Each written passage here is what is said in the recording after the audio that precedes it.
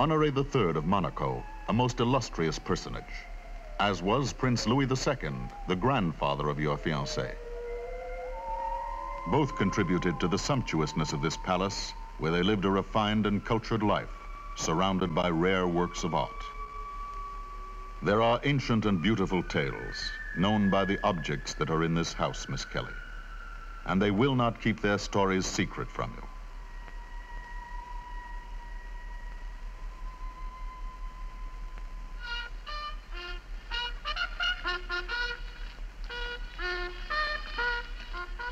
Now comes the solemn change of guard at the palace, signifying that our chronicle of the marriage of Monaco has arrived at the stage of official acts.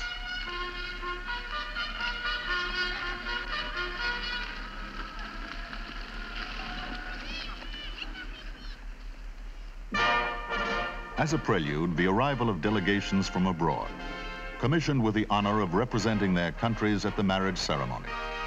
The slow and rather solemn comings and goings, conducted to the rhythm of inflexible protocol.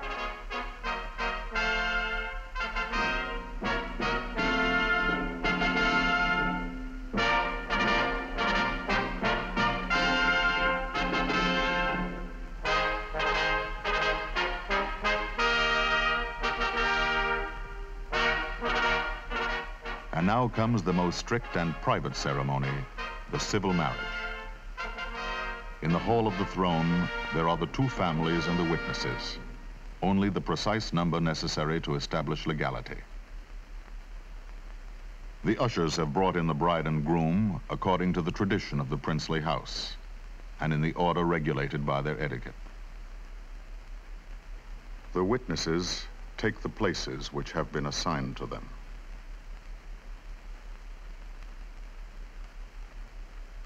The first solemn moment will be the brief reading of the legal terms. At the door, the servants wait.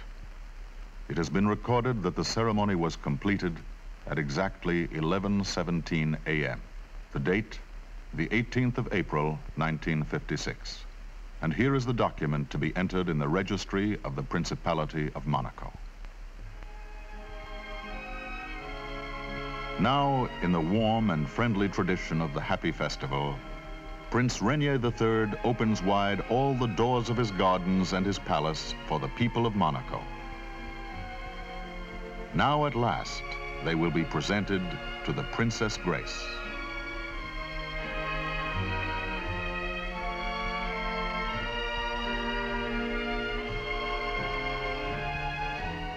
It is a sort of family festival.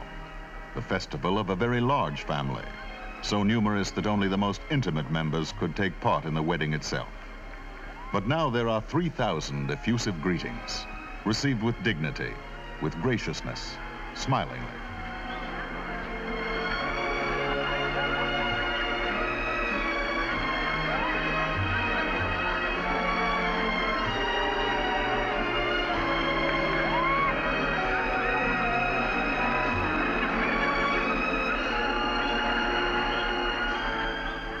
On this day, the people of Monaco and their princess truly become acquainted.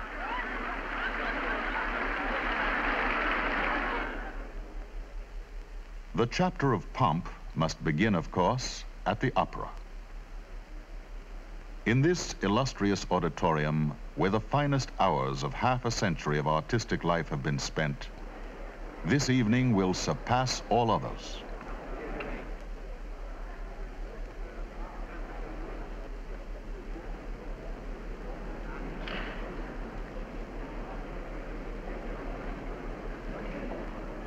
The title of tonight's spectacle, The Stars Dance for the Princess.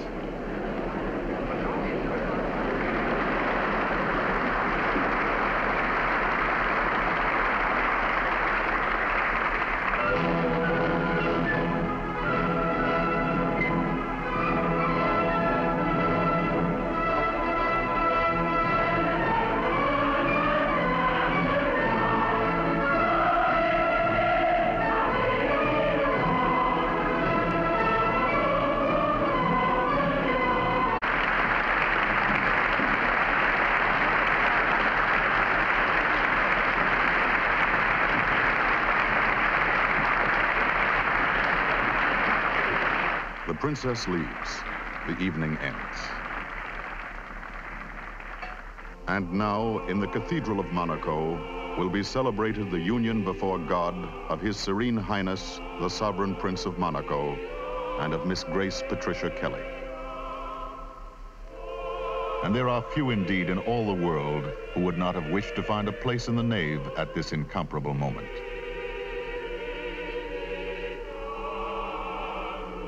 In her wedding gown, the bride first comes down the aisle toward the chancel. She will take her place facing the altar at the prie-dieu.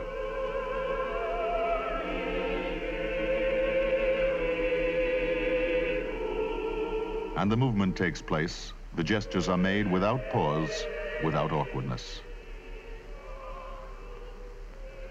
Exactly 1 minute later, His Serene Highness will mount the stairs of the portico. He will be awaited by his bride alone.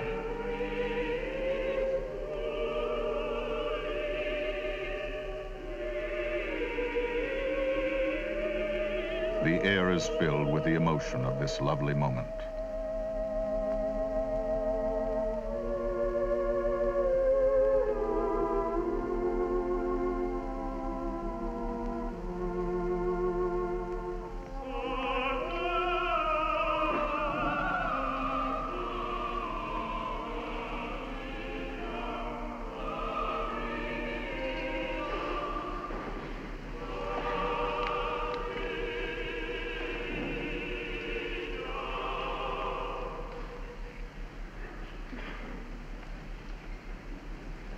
Régnier, Louis, Henri, Maxence, Bertrand, voulez-vous prendre pour légitime épouse Grâce Patricia, ici présente, selon le rite de notre mère, la Sainte Église.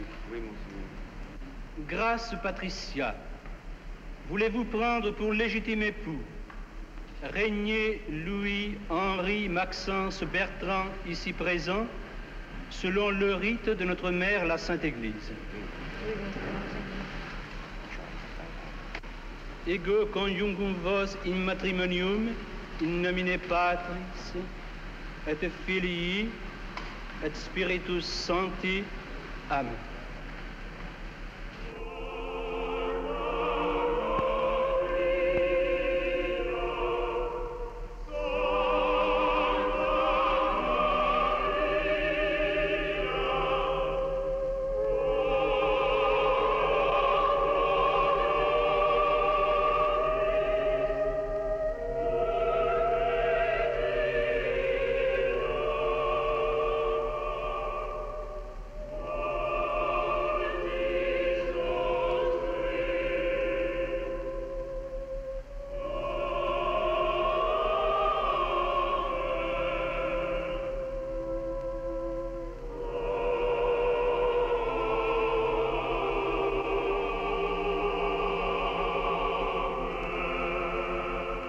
For once at least, let it be recorded that imagination has been matched by reality.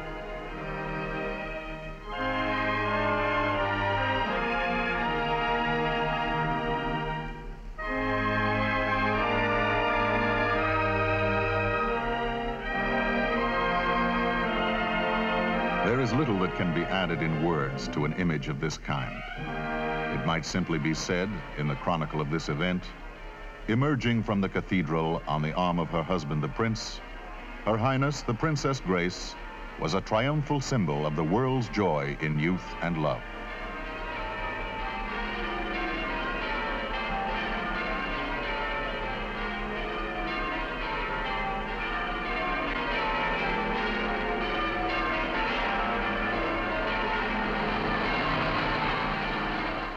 And now the princely couple take their place in an open vehicle with the simple intention of returning to their people the neighborly visit that 2 days before the people made at the palace. Their promenade amid smiles and cheers speaks for itself.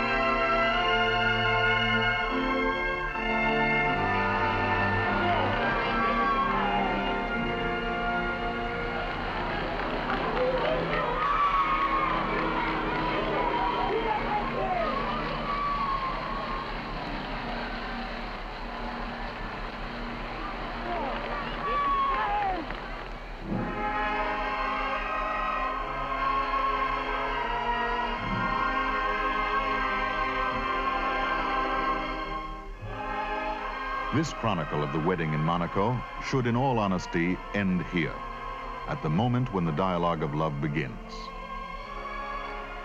But we intruded on them a little. On the embarkation dock, the honeymoon departure should have been discreet, even furtive. But everybody was there. Everybody and his brother.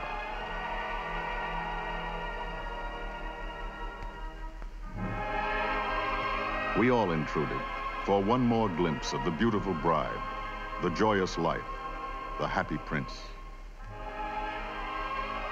We intruded to the furthest possible limit. And now, in the distance, they will soon have disappeared. The sea plays with a white ship, and the sun joins in the sport.